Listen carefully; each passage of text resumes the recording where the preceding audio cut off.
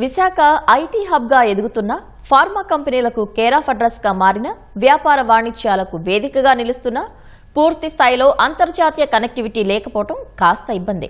ఇప్పుడు ఆ లోటును భర్తీ చేసేలా భోగాపురం ఎయిర్పోర్టు నవశకానికి నాంది పలుకుతోంది.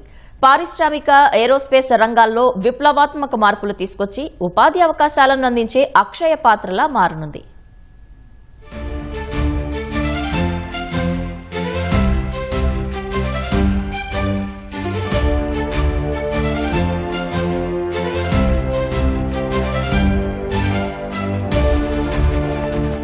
ప్రస్తుతమున్న విశాఖ ఎయిర్పోర్ట్లో నైట్ ల్యాండింగ్ లేదు.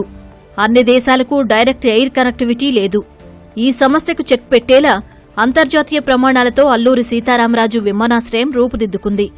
భోగాపురం ఎయిర్పోర్టు రాకతో అనుసంధానం పెరుగుతుంది. జాతీయ రహదారి పక్కనే ఉండడంతో రాకపోకలు సులువు కానున్నాయి. తక్కువ సమయంలోనే గమ్యస్థానాలకు చేరుకోవడంతో సమయమూ కలిసొస్తుంది.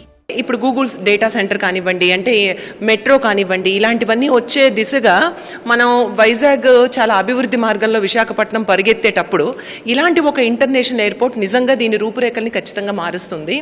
కొన్ని ఏరియాస్ నుంచి ఫ్రీ బస్సెస్ లాంటివి కానివ్వండి, ఫ్రీ ట్రాన్స్పోర్ట్ కానివ్వండి ఇచ్చినట్లయితే మనం ఆల్మోస్ట్ ఎయిర్పోర్ట్ రీచ్ అవ్వడానికి గంటన్నర 2 గంటలు పట్టే వాళ్ళకి చాలా హెల్ప్ఫుల్గా ఉంటుందనేది కేవలం ఒక సూచన. ఈ యువతకి ఉద్యోగ అవకాశాలు పెరిగే దిశగా మాత్రం ఇది అద్భుతంగా ఉంది. భోగాపురంలో 5,000 చదరపు అడుగుల్లో 25,000 మెట్రిక్ టన్నుల సరుకు రవాణా సామర్థ్యం కలిగిన హైటెక్ కార్గో టెర్మినల్ను నిర్మించారు. ఉత్తరాంధ్రలో విస్తృతంగా ఉన్న ఫార్మా రంగానికి, సముద్ర ఉత్పత్తులకు, త్వరగా పాడైపోయే వస్తువులకు ఉపయోగపడేలా టెంపరేచర్ కంట్రోల్డ్ కోల్డ్ చైన్ సదుపాయాలు కల్పించారు. లాజిస్టిక్స్ సదుపాయం అందుబాటులోకి రావడంతో ఎగుమతులు వేగం పుంజుకోనున్నాయి. భవిష్యత్తులో విశాఖ పోర్టుతో, పారిశ్రామిక కారిడార్లతో ఈ కార్గో నెట్వర్క్ను అనుసంధానించడం ద్వారా భారత తూర్పు తీరంలోనే భోగాపురం అతిపెద్ద లాజిస్టిక్స్ హబ్గా అవతరించనుంది. ఆంధ్రప్రదేశ్లో ఇంకా దీనివల్ల మరింత వ్యాపార ఉద్యోగ అభివృద్ధి జరిగే అవకాశాలు చాలా మెండుగా కనపడుతున్నాయి. ముఖ్యంగా లాజిస్టిక్స్ పార్క్ కూడా రాబోతుంది.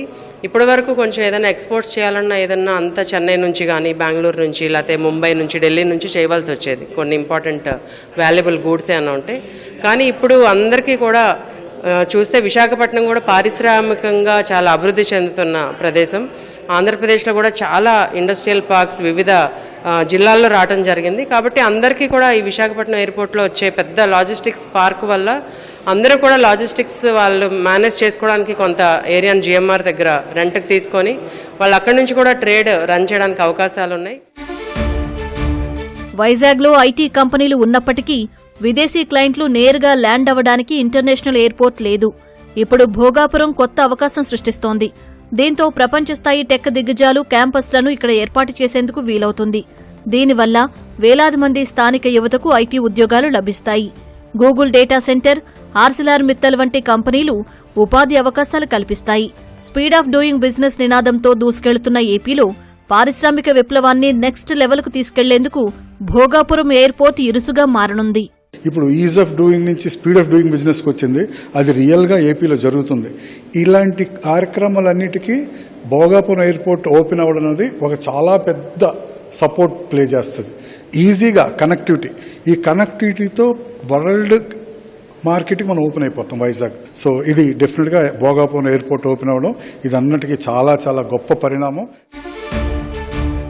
విమానాశ్రయం చుట్టుపక్కల ఏరోసిటీ పేరుతో భారీ వాణిజ్య సముదాయాలు, కన్వెన్షన్ సెంటర్లు, షాపింగ్ మాల్స్ ఏర్పాటు కానున్నాయి. సరికొత్త ఇండస్ట్రియల్ జోన్గా అవతరించనుంది. ఏరోస్పేస్ హబ్, కార్గో కారిడార్లతో ఆర్థికం పరుగులు పెట్టనుంది. విశాఖ భోగాపురం గ్రోత్ కారిడార్ దేశంలోనే శక్తివంతమైన ఎకనామిక్ కారిడార్గా ఎదగనుంది.